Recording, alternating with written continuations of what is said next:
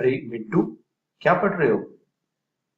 Sir ये political science में एक चैप्टर है, what is democracy and why democracy. अच्छा अच्छा। तो क्या समझ में आ रहा है?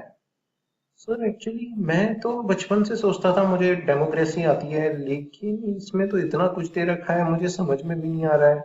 और मेरा कल टेस्ट भी है। अच्छा, दिखाना जरा। मैं समझाऊं क्या?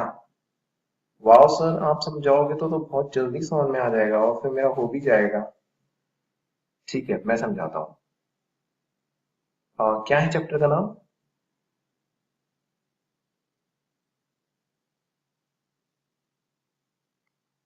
व्हाट इज डेमोक्रेसी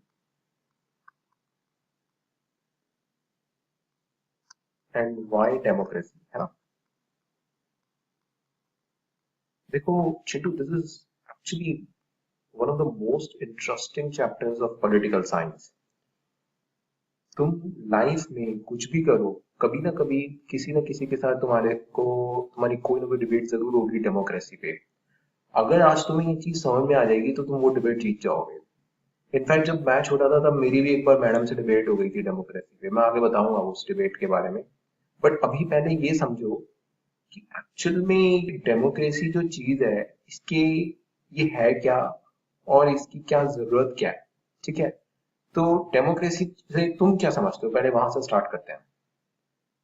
और डेमोक्रेसी मतलब बेसिकली लोग आते हैं, वोट करते हैं और जो जीत जाता है उसकी वो प्राइम मिनिस्टर बन जाता है। हाँ ये ठीक है, बट ये कंप्लीट नहीं है। देखो डेमोक्रेसी में समझाता हूँ इसका ओरिजिन ये कहाँ से आया। देखो, डेमोक्रेसी का मतलब होता है कि इसमें जो रूलिंग होगा, बेसिकली फाइनल पावर जो होगी, फाइनल जो डिसीजन मेकिंग पावर होगी, दैट इज विद पीपल।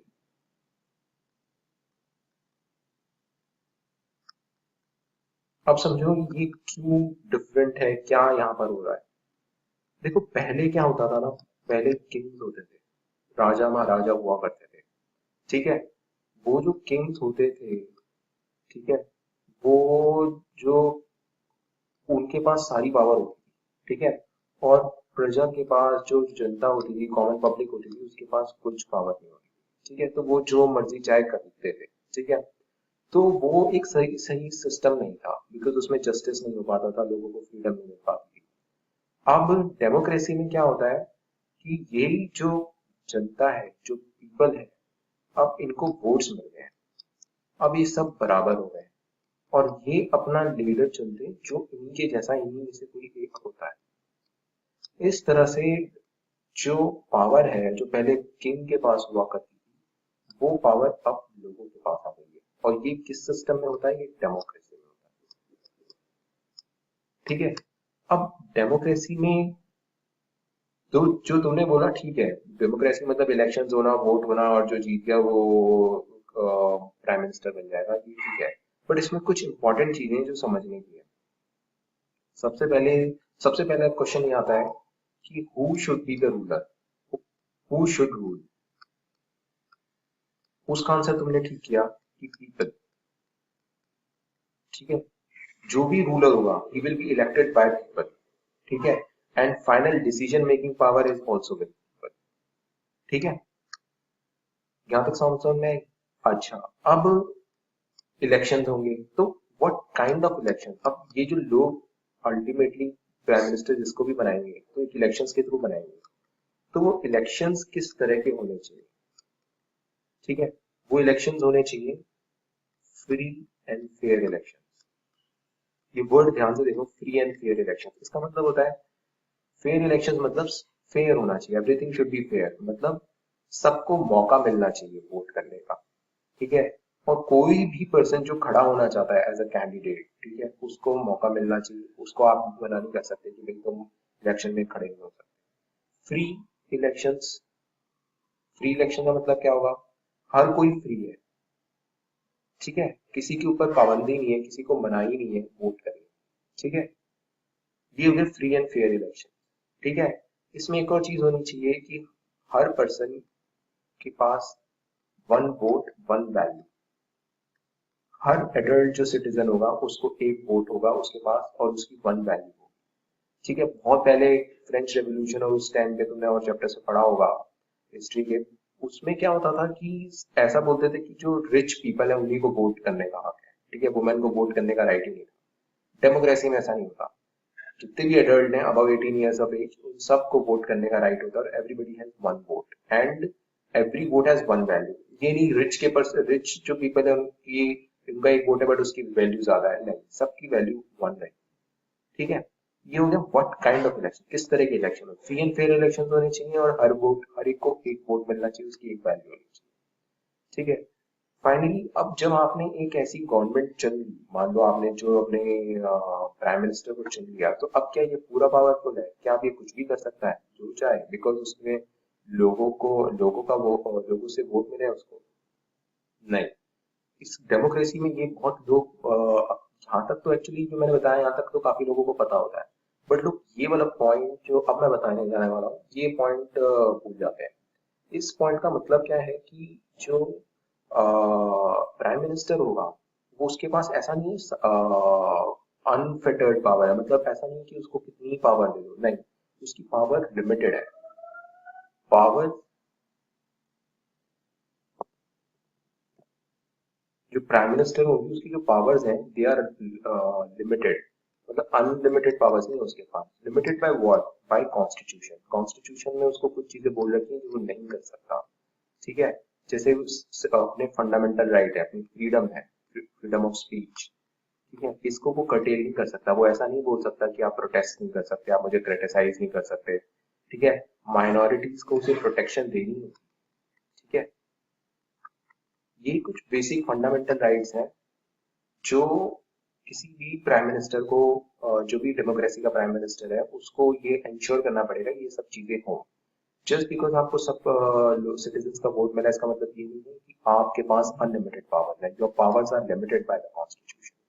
ठीक है, these are the basic features of democracy. ठीक है, अगर suppose there is a question that what will you write as features of democracy, then you can see this। ठीक है, इसमें देखो it is a form of government which rulers are elected by the people, ये मैंने बताया। ठीक है, final decision making power is with those who are elected by the people. जो भी रूलर्स हैं प्राइम मिनिस्टर हैं वो जिनसे इलेक्ट हुए हैं यानी people, they will be having the decision making power, final decision making power, because they are ultimately selecting the prime minister. ठीक है, और जो इलेक्शन होंगे that should be free and fair election. ठीक है, and every citizen has one vote and each vote has one value, वो भी मैंने तुम्हें बताया। फाइनली गवर्नमेंट जो रूल्स होंगे they should be they are bounded by constitutional law and citizen rights. मतलब जो प्राइम मिनिस्टर होगा उसके पास अनलिमिटेड पावर नहीं होगी, उसकी powers are limited by constitution में जो लिखा है उससे और जो सिटीजन की फंडामेंटल राइट्स होते हैं उनसे। ठीक है, जैसे फ्रीडम ऑफ स्पीच है, माइनॉरिटीज को प्रोटेक्शन देना है, ये सब चीजें उसे इंश्योर करनी पड़ेगी। ठीक है, ये हुआ कि what are the features of democracy. Democracy basically concept क्या है, उसमें क्या चीजें होती हैं। ठीक है, अब हम अब मैं वो डिबेट बताता हूँ जो एक बार मैं जब छोटा था मेरी टीचर के साथ हुई। ठीक है, पहले मैं ना वो आर्ग्यूमेंट बताता हूँ जो मैंने किए थे। एक्चुअली डिबेट क्या हुई थी? डिबेट हुई थी, मैं बोल रहा था कि डेमोक्रेसी जो है वो सही नहीं है हमारे कंट्री के लिए, क्योंकि तब मैंने पॉलिटिकल साइंस पढ़ी नहीं थी और जो आम जनरली लोग बोलते हैं मैं भी वही सोच रहा था। तो मैंने जो आर्ग्यूमेंट्स दे रहा था वो थे अगेंस्ट डेमोक्रेसी। मेरी काफी हीटेड डिबेट हुई थी मैडम से। तो पहले मैंने मैडम को बताया कि मैं क्यों ऐसा सोचता हूँ कि डेमोक्रेसी सही नहीं है। मैंने बोला मैडम देखो, डेमोक्रेसी में क्या होता है, कंपटीशन होता है। ठीक है, अब पॉलिटिकल कंपटीशन जो होता है, ठीक है, डेमोक्रेसी में उसकी वजह से क्या होता है, उसकी वजह से करप्शन आ जाता है। बिकॉज इतना ज्यादा कंपटीशन होता है कि हर कैंडिडेट करप्शन करने लगता है। अब अगर कंपटीशन ही नहीं होगा, डेमोक्रेसी में तो कंपटीशन होना जरूरी है, अगर आपस में पार्टीज लड़ेंगी नहीं, फाइट नहीं करेंगे इलेक्शन, तो कैसे पता चलेगा कि जनता किसको ज्यादा चाहती है, किसको प्राइम मिनिस्टर बनाना चाहती है। तो मेरा आर्ग्यूमेंट ये था इस कंपटीशन तो नेसेसरी डेमोक्रेसी में, उसकी वजह से करप्शन आ जाता है और वो फिर हमारी सोसाइटी को खत्म कर देता है। ये मेरा पहला पॉइंट था। इसी से रिलेटेड मैंने ये भी बोला था कि बिकॉज ऑफ इतना कंपटीशन होता है देयर इज नो मोरालिटी। मतलब जो गांधी जी की पॉलिटिक्स होती थी, ठीक है, उसमें मोरालिटी होती थी। मोरालिटी मतलब एक एथिक्स होते थे, मतलब सही तरीके से पॉलिटिक्स की जाती थी। अब इतना कंपटीशन हो जाता है कि एथिक्स को तो पीछे छोड़ दिया जाता है, बट अब बस अपना इलेक्शन जीतना है इसी पे कंसंट्रेट करने लग जाती है पार्टी। ठीक है।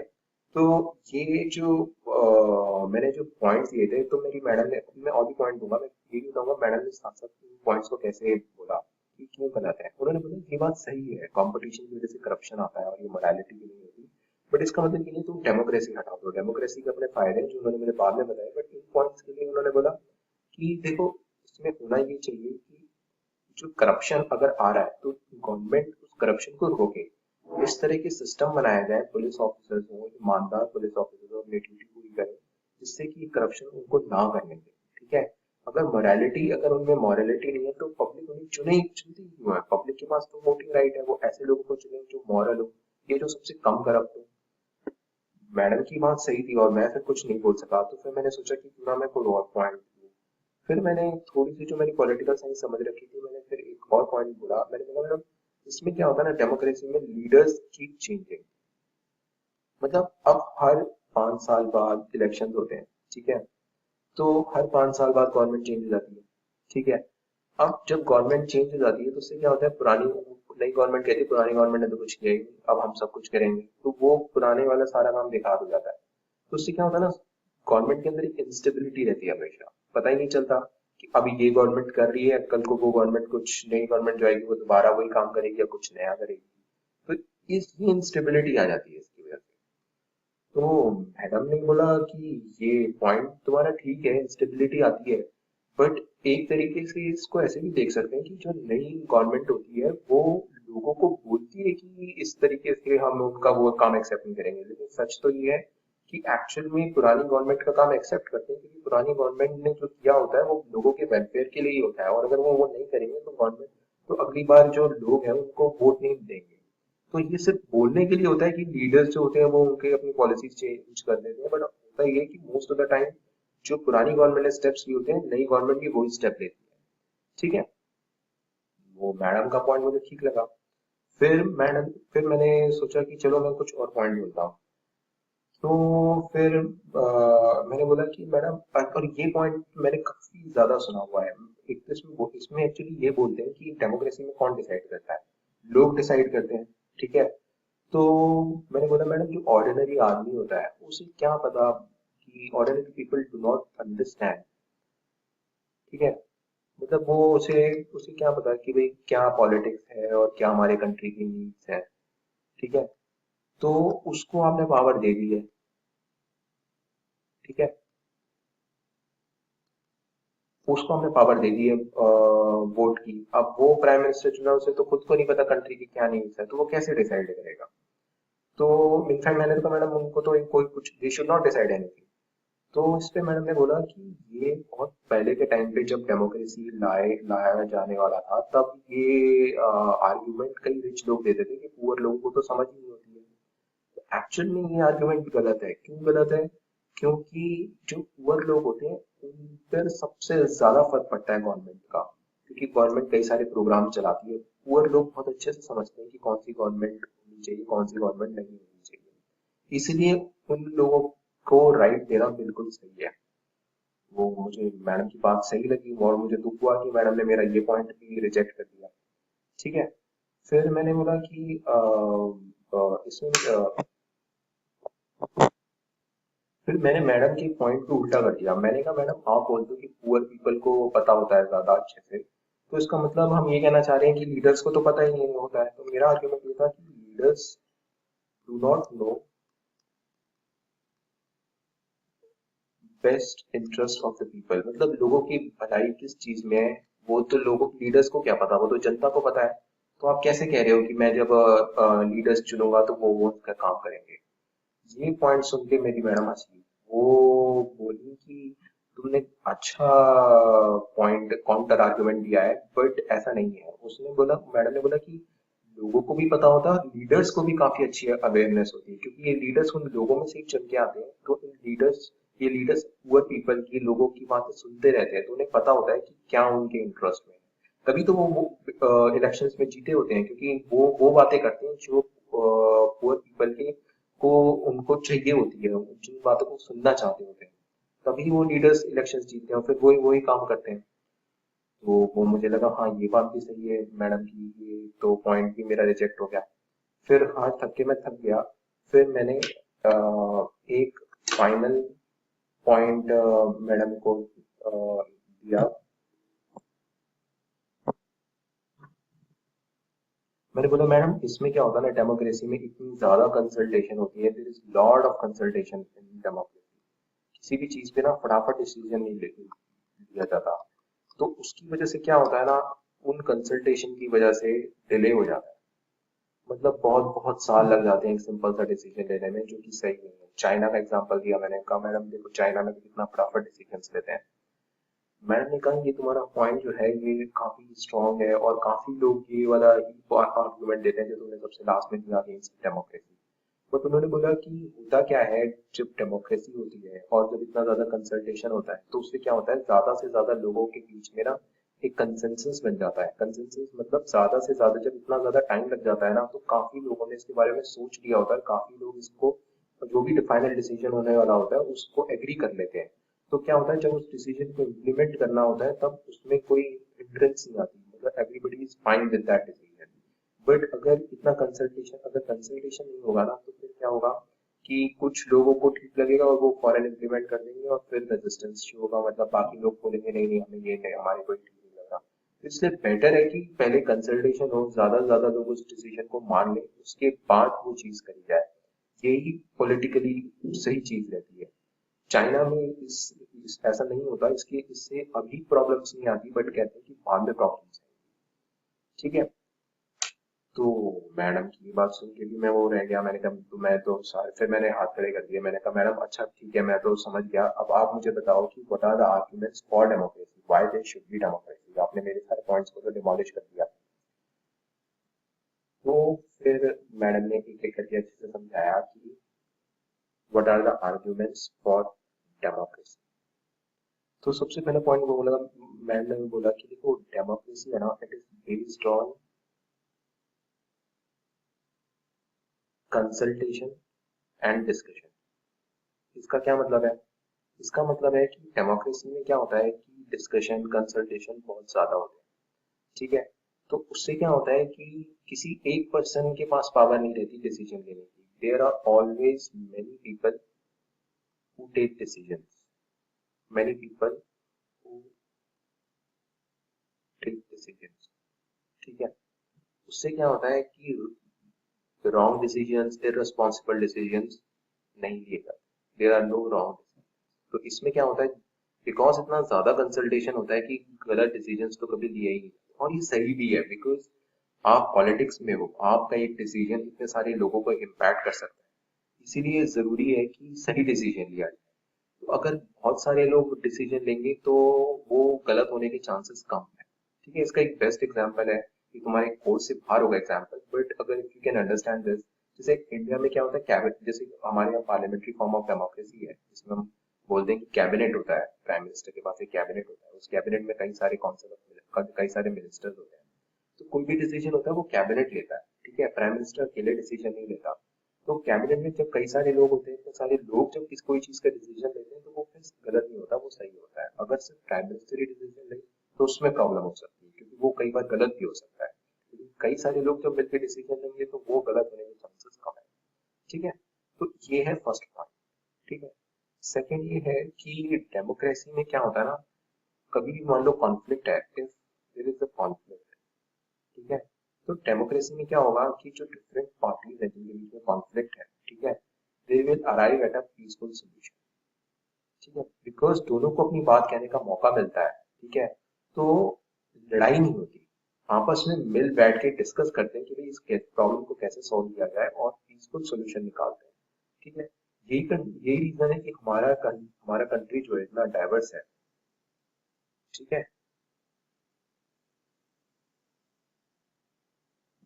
और यही रीजन है हमारा कंट्री इतना जो डाइवर्स है, इतनी डाइवर्सिटी है हमारी कंट्री के अंदर, उसके बाद भी हमारा कंट्री कभी ऐसे टूटा नहीं, वो यूनाइटेड रहा। बिकॉज कभी भी कॉन्फ्लिक्ट आता है तो because there is democracy, there is always a scope for resolution of the problem through democracy. By peaceful negotiation, हम आपस में बात कर लेते हैं, उससे डिस्प्यूट रिजॉल्व हो जाता है। तो जो हमारा डाइवर्स कंट्री है like India, it remains United because of this thing. अगर ये डेमोक्रेसी ना हो तो इतनी बड़ी कंट्री को यूनाइट रखना बहुत मुश्किल है। ठीक है, ये दूसरा इसका वो पॉइंट है। ठीक है, तीसरा इसमें एक बड़ा ही इंटरेस्टिंग मैडम ने बताया था, उन्होंने बताया कि देखो मिस्टेक्स जो होती है ना in democracy can not be hidden. मतलब अगर मान लो गवर्नमेंट कुछ गड़बड़ कर रही है, ठीक है, तो वो गड़बड़ आज नहीं तो कल पता चल ही जाएगा। ठीक है, क्यों? क्योंकि मीडिया होती है, प्रेस वाले लोग होते हैं, वो देखते रहते हैं क्या कर रही है गवर्नमेंट, आज नहीं तो कल वो पता चल जाएगा। अगर वो मिस्टेक नहीं पता चलती है, ठीक है, तो क्या होगा? People can change the ruler. ठीक है, और रूलर्स को इन चीज का गवर्नमेंट को चेंज कर सकते हैं फिर इलेक्शन में। ठीक है, और रूलर्स को भी इस बात का डर लगता है, इसलिए जनरली क्या होता है, रूलर्स चेंज देमसेल्फ। वो ही अपनी पॉलिसीज चेंज कर लेते हैं, वो अपनी वो गलतियां सुधार लेते हैं जब उन्हें पता चलता है यार ये हमने गड़बड़ कर दी। ठीक है, इसका बेस्ट एग्जांपल है इमरजेंसी। जब इमरजेंसी लगी थी 2 साल की, तब कहते हैं कि इंदिरा गांधी को ये लग रहा था कि नहीं लोगों को ठीक लग रहा है, मतलब लोगों को इमरजेंसी सही लग रही है। ठीक है, लेकिन वो गलत थी। जब फाइनली इमरजेंसी के बाद इलेक्शंस हुए, तब लोगों ने इंदिरा गांधी को हटा दिया। ठीक है, मतलब कांग्रेस जिसकी शुरू से ही हर बार कांग्रेस जीती थी आफ्टर इंडिपेंडेंस, वो इंदिरा गांधी की इमरजेंसी के बाद लोगों ने कांग्रेस को हटा दिया। ठीक है, तो इससे पता चलता है कि mistakes can not be hidden for long. अगर गवर्नमेंट गलत कर रही है तो अगर उसको नहीं पता तो अगली बार इलेक्शंस में जो लोग हैं वो गवर्नमेंट को हटा देंगे। ठीक है, और फिर फाइनली देखो डेमोक्रेसी में ये इंपॉर्टेंट चीज है कि there is something called political equality. Political equality का क्या मतलब होता है? पॉलिटिकल इक्वालिटी का मतलब होता है कि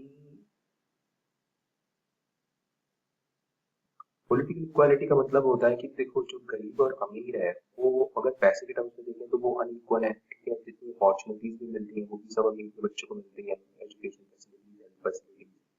लेकिन पॉलिटिक्स में पुअर और रिच दोनों के पास वोटिंग राइट है और उनके दोनों की वोट की वैल्यू वो एक ही है। ठीक है, तो पॉलिटिकल इक्वालिटी हो जाती मिलती है डेमोक्रेसी में, मतलब पुअर और रिच के वोट्स की वैल्यू बराबर होती है। ये आइडिया सिर्फ डेमोक्रेसी में होता है।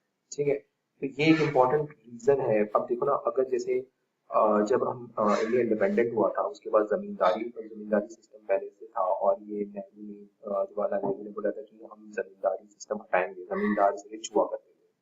तो उस वक्त नेहरू ने ये बात क्यों बोली? तो नेहरू को ये था कि भाई देखो अब तो डेमोक्रेसी है, तो पुअर का पीपल का राज है। ठीक है, अब पुअर पीपल तो चाहते हैं कि ये जमींदारी सिस्टम हटे। ठीक है, तो अब because poor has votes, that is why the government brings pro poor policies, और उन लोगों ने फिर वो जमींदारी सिस्टम हटाया। तो जो एक जमींदारी वाला एग्जाम्पल है ये इसमें बैठता है, समझा जा सकता है इसको। और government generally pro poor policy इसलिए लाती रहती है because poor is actually deciding the fate of the government की अगली बार कौन जीतेगा next। ठीक है,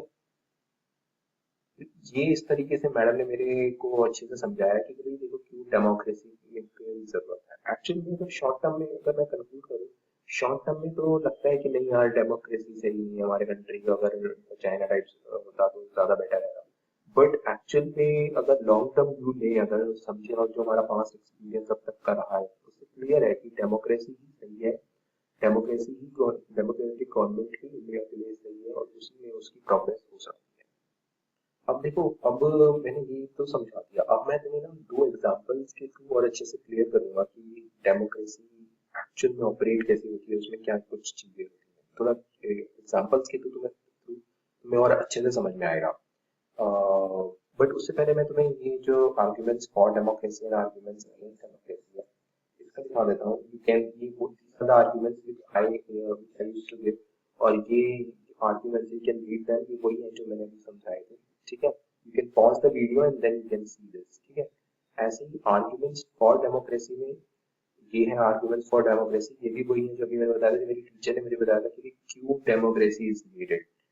ठीक है, you can again pause this video and you can see these arguments। ठीक है, और यहाँ पे डायरेक्टली तुम कर रहे हो इसको। ठीक है, अब हम वो दो एग्जांपल्स लेंगे, एक मैं पाकिस्तान का एग्जांपल लूंगा जनरल मुशर्रफ का, और एक दूसरा मैं जिम्बाब्वे का लूंगा रॉबर्ट मुगाबे का। ठीक है, पहले मैं पाकिस्तान का एग्जांपल लूंगा।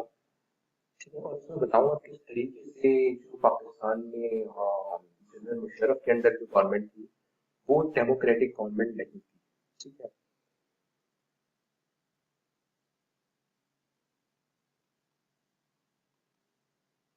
तो पाकिस्तान के अंदर तो एक्चुअली जनरल पहले मैंने इसकी थोड़ी स्टोरी देखी है कि किस तरह से जनरल मुशर्रफ की गवर्नमेंट आई। ठीक है, क्यों उसको एक तरह से डेमोक्रेटिक गवर्नमेंट भी कहते हैं और क्यों एक्चुअल में वो डेमोक्रेटिक गवर्नमेंट नहीं है। ठीक है, तुम्हारा फोकस ये होगा कि क्यों वो डेमोक्रेटिक गवर्नमेंट नहीं है। ठीक है, तो पाकिस्तान में क्या हुआ था कि पहले जनरल मुशर्रफ जो है, जनरल मुशर्रफ का मतलब समझते हो?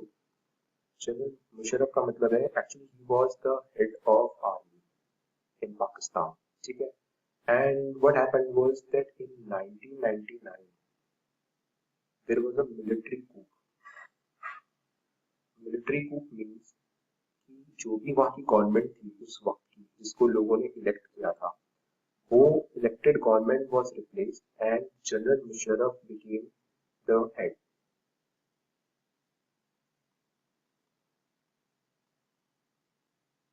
General Musharraf became, first he became chief executive. ठीक है, and then he became president. तो उन्होंने क्या किया, बेसिकली उस वक्त की जो गवर्नमेंट थी उसको हटाया और खुद बन गए एग्जीक्यूटिव। इसे कहते हैं मिलिट्री coup। ठीक है, ये उन्होंने किया। अब ऐसे जब प्रेसिडेंट बन गए तो फिर वो जो भी गवर्नमेंट चला रहे थे चला रहे थे। ठीक है, उसके बाद क्या हुआ कि अब देखो खुद ही सोचो उसके बाद क्या हुआ होगा। अब उन्होंने जो इलेक्टेड गवर्नमेंट थी उसे हटाया, खुद बन गए। तो उसके बाद तो लोग यही बोलेंगे कि तुम इलेक्टेड गवर्नमेंट तो हो नहीं। ठीक है, तुम्हें तो लोगों ने चुना नहीं है। ठीक है, तो तुम डेमोक्रेटिक गवर्नमेंट तो नहीं हो। ठीक है, तो इसलिए उन्होंने क्या किया 2002 में,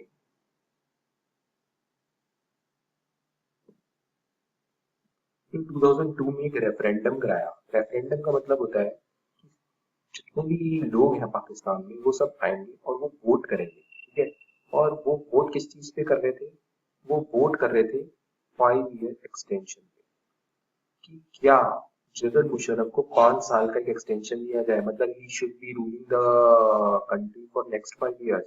और वो उस रेफरेंडम में उसको यस मिल गया जनरल मुशर्रफ को। अब ही कैन से कि यार मेरे को जो इलेक्ट हुआ हूँ मेरे को लोगों ने इलेक्ट किया। ठीक है ना, मैं लोगों ने वोट किया और मैं उस वोटिंग के थ्रू आया हूँ।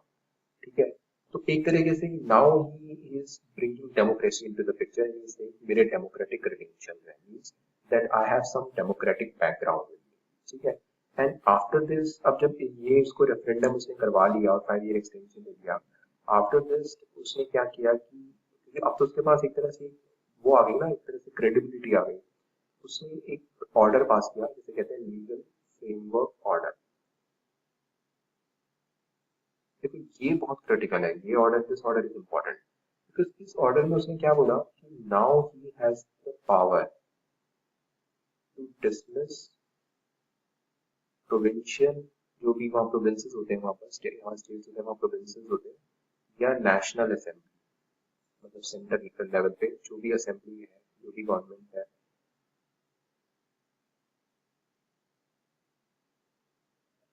उसको जो है वो he has the power to dismiss these assembly. तो this was a major thing because ये जो असेंबली है, असेंबली मतलब जो गवर्नमेंट है, लोकल लेवल पे गवर्नमेंट है, जो प्रोविंशियल लेवल पे गवर्नमेंट है, now he has the power to dismiss that. That means कि जिस गवर्नमेंट को लोगों ने चुना हुआ है उन गवर्नमेंट को वो कभी भी डिसमिस कर सकता है, मतलब उनका अपनी कोई पावर रही अगर मान, ठीक है, अगर उनको मतलब कोई डिसीजन लेना है तो उनको हमेशा ये डर रहेगा कि कल को मुशर्रफ हमारी गवर्नमेंट को डिसमिस ही ना कर दे।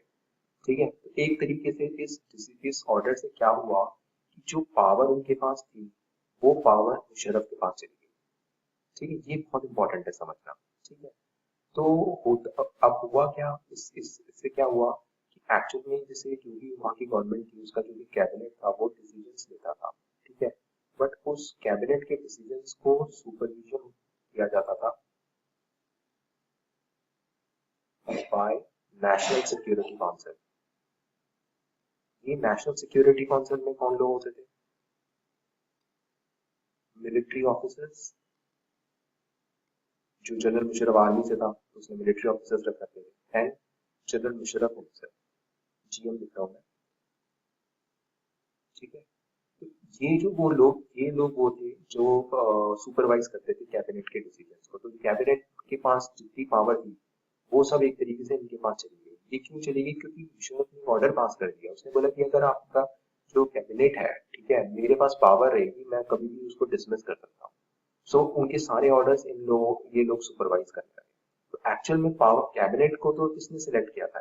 कैबिनेट को तो लोगों ने सिलेक्ट किया हुआ है। ठीक है ना, जैसे हमारे यहाँ प्राइम मिनिस्टर होता है, कैबिनेट सेलेक्ट कर उसका एक कैबिनेट होता है। बट अब हम तो ये सोचे, बार बार तो ये सोचेगा कैबिनेट डिसीजन ले रहा है, बट एक्चुअल में उसके डिसीजंस को बिकॉज ये लोग सुपरवाइज कर रहे थे, देख रहे थे कि हर डिसीजन सही है गलत है, क्या करना चाहिए क्या नहीं करना चाहिए। तो एक्चुअल में तो डिसीजन मेकिंग ये लोग हो गए, और इनको तो पीपल ने नहीं चुना है। ठीक है ना, तो एक्चुअल में पीपल की तो पावर रही नहीं। ठीक है, पावर किसके पास आ गई? जनरल मुशर्रफ के पास, और मिलिट्री ऑफिसर्स के पास। ठीक है, तो ये एक बहुत बड़ा इसमें तो ये इसमें एक इम्पोर्टेंट बात है कि क्या करते हैं ना, आज कई डिक्टेटरशिप्स, मोनार्की, ये लोग क्या करते हैं ना, एक इलेक्टेड पार्लियामेंट बना लेते हैं। ठीक है, जैसे मान लो कोई, मैं इसको एक बार फिर से मैं समराइज कर दूंगा बिकॉज एक इम्पोर्टेंट कॉन्सेप्ट है। ये लोग क्या करते हैं, जैसे मान लो एक डिक्टेटर है, ठीक है, वो रूल करना चाहता है कंट्री के ऊपर। ठीक है, अब उसको बोला जाएगा तेरे पास तो पीपल ने तुझे वोट ही नहीं करा, तो वो क्या करेगा? वो बोलेगा ठीक है, ये एक पार्लियामेंट है, ठीक है, उसमें लोग हैं, ठीक है, उन लोगों को कौन चुन रहे हैं? जो पब्लिक है। ठीक है, ये सब लोग इन लोगों को चुन रहे हैं, तो ये हो गया एक इलेक्टेड पार्लियामेंट। ठीक है, वो बोल देगा कि देखो, इस इलेक्टेड पार्लियामेंट के पास पावर है डिसीजंस लेने की। ठीक है, बट वो डिक्टेटर इतना स्ट्रांग होता है कि ये इलेक्टेड पार्लियामेंट के जो लोग होते हैं, ये कोई भी डिसीजन ले नहीं पाते बिना इसकी एग्रीमेंट के। तो फाइनल डिसीजन मेकिंग इसके ये लेता है सारे डिसीजन। ठीक है, दुनिया को दिखाने के लिए ये बोल देता है कि इलेक्टेड पार्लियामेंट डिसीजन ले रहा है, बट एक्चुअल में ये डिसीजन ले रहा होता है, और इसको तो इन पब्लिक ने नहीं चुना है। ठीक है, तो एक्चुअल में लोगों के जो रिप्रेजेंटेटिव हैं वो डिसीजन नहीं ले रहे हैं।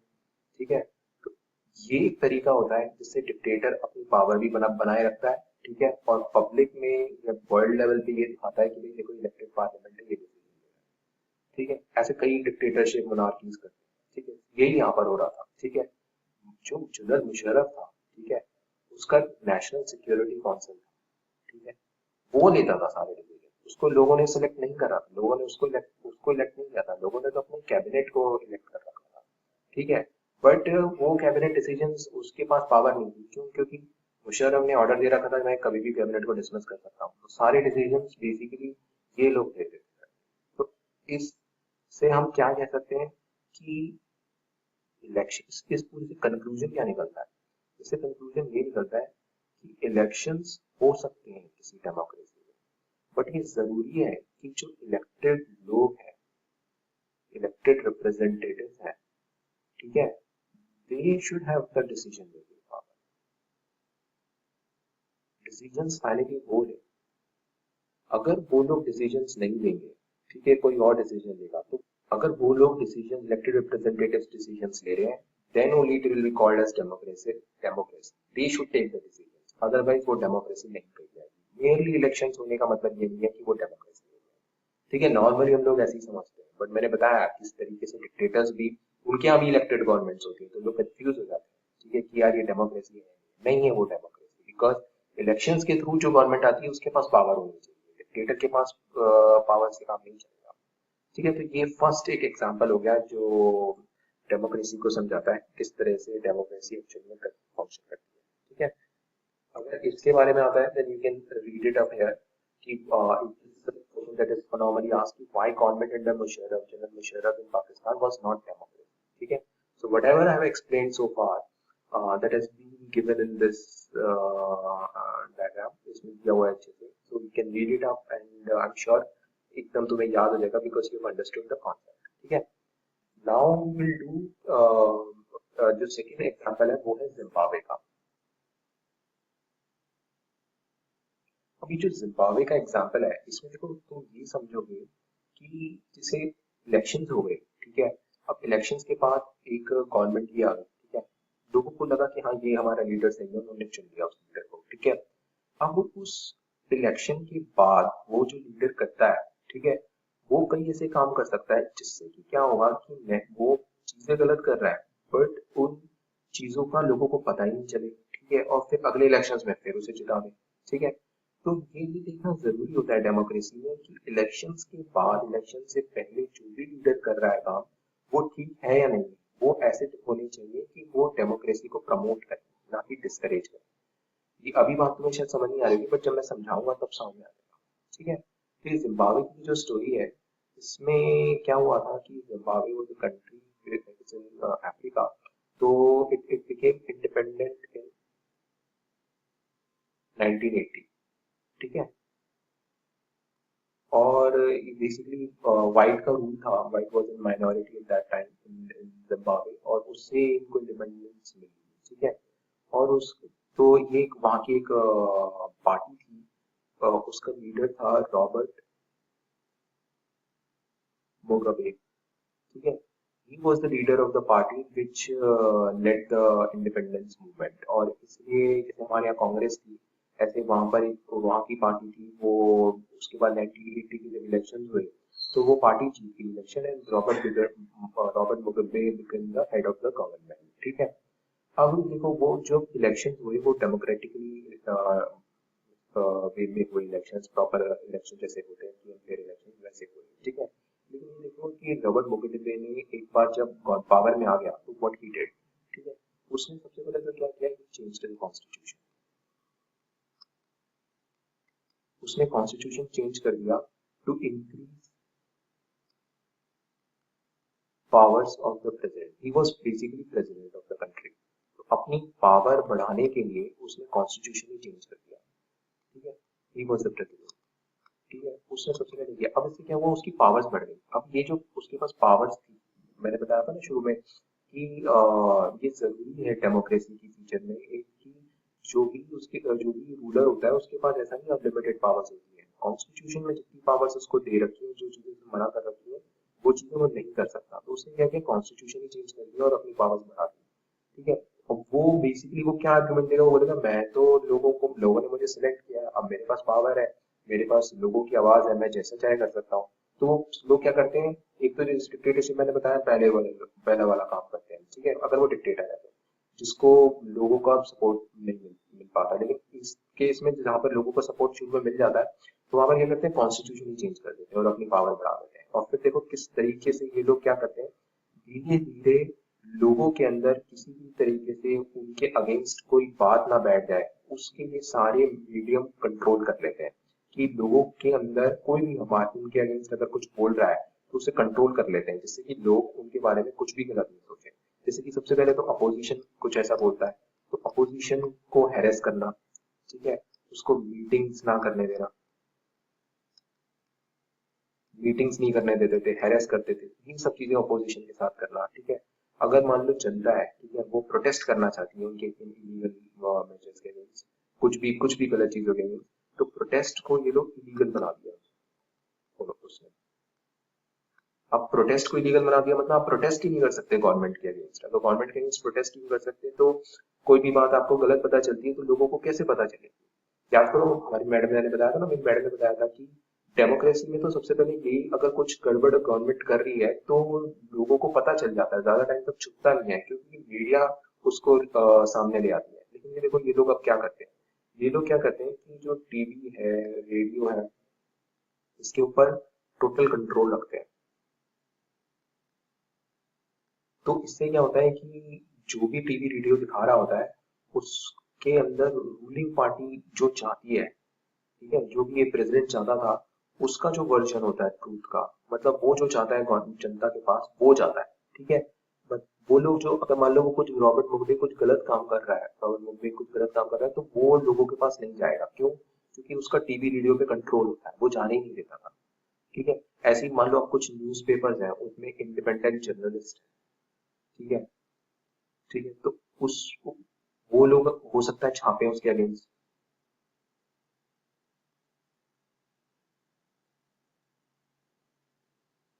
तो वो लोग अगर जर्नलिस्ट को छापते हैं उसके अगेंस्ट, तो वो क्या करता था, ऐसे इंडिपेंडेंट जर्नलिस्ट को हैरेस करता था, उनको छापने ही नहीं देता था, तो न्यूज़पेपर्स के थ्रू भी लोगों तक कोई बात नहीं पहुंच पा रही थी उसके अगेंस्ट, ठीक है। और तो और इससे भी जब पेट नहीं भरता तो वो क्या करते हैं लोग, उसने क्या किया कि pass laws for not criticising the president. मतलब आप प्रेसिडेंट को क्रिटिसाइज भी नहीं कर सकते। अगर आपने क्रिटिसाइज किया प्रेसिडेंट को तो आपके अगेंस्ट एक्शन होगा, आपको जेल हो सकता है। मतलब आपने ऐसे भी लॉज बना दिए कि अगर प्रेसिडेंट को कुछ कोई गलत कह रहा है, बोल रहा है कि आपने डिसीजन गलत किया है, तो उस केस में आपको जेल हो जाएगी। इमेजिन मतलब the extent to which the government can go. ठीक है। और देखो इसमें फाइनली पता है फाइनली क्या हुआ। अब डेमोक्रेसी में क्या होता है ना, जब भी गवर्नमेंट इतनी ज्यादा एक्सेस करने लगती है और एक गलत काम करने लगती है, तो लोग जुडिशरी का दरवाजा खटखटाते हैं और फिर जुडिशरी हमेशा सही डिसीजन देती है। तो जब जुडिशरी ने जो सही डिसीजन दिया तो दे ignore the judgements of judiciary, तो जुडिशरी की भी इंपॉर्टेंस खत्म हो गई। वो उसकी भी बात नहीं मान रहे थे। ठीक है।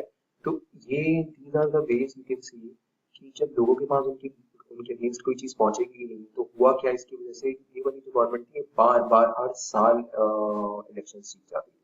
ठीक है। लोगों को इनके बारे में पता ही नहीं चलता था। तो can you now will you से कि it's a democratically elected government, elections तो हुए, फ्री एंड फेयर हुए, मतलब कि कैंडिडेट्स लड़े आपस में। ठीक है। लेकिन जनता को के बारे में पता ही नहीं चला। ठीक है। तो व्हाट इज हैपनिंग इज कि पॉपुलर गवर्नमेंट्स, मतलब जो पॉपुलर इलेक्टेड गवर्नमेंट जो है, they can also become autocratic. ठीक है। यू हैव टू सी कि इलेक्शन से पहले इलेक्शन के बाद जो गवर्नमेंट स्टेप्स ले रही है वो सही है या नहीं है। जुडिशरी के रोल को वो रिस्पेक्ट कर रही है नहीं कर रही है, फ्रीडम ऑफ स्पीच, ये सब जो चीजें हैं ये दिए जा रहे नहीं दिए जा रहे, जुडिशरी के ऑर्डर्स को ओबे करती है नहीं करती है। दीज आर द थिंग्स जो इलेक्शन से पहले और इलेक्शन के बाद की जो डिसीजन होते हैं गवर्नमेंट के, वो देखने चाहिए। तभी आप टोटलिटी में बोल सकते हो कि डेमोक्रेटिकली इलेक्टेड गवर्नमेंट है या नहीं है। This is the reason why this government was not called democratic government. ठीक है। वाओ मेरे को मजा ही आ गया, अपने डेमोक्रेसी के सिंपल से कॉन्सेप्ट को कितना अच्छे से और अलग अलग तरीके से समझाया। हाँ। और अगर तुम्हें डेमोक्रेसी में ये जिम्बाब्वे वाला आंसर लिखना हो तो you can read up these points. These points are the ones which I have just explained what Robert Mugabe has done। ठीक है। you can pause the video and you can see all these points। और अगर Zimbabwe का answer आता है कि अभी अगर तुम एक बार पढ़ोगे तो तुम्हारे को सारा याद भी हो जाएगा and you can easily write the answer in the paper। ठीक है। Thank you sir, thank you very much. I am sure democracy के अंदर तो मैं फुल मार्क्स ले आऊंगा। It's okay. Okay bye.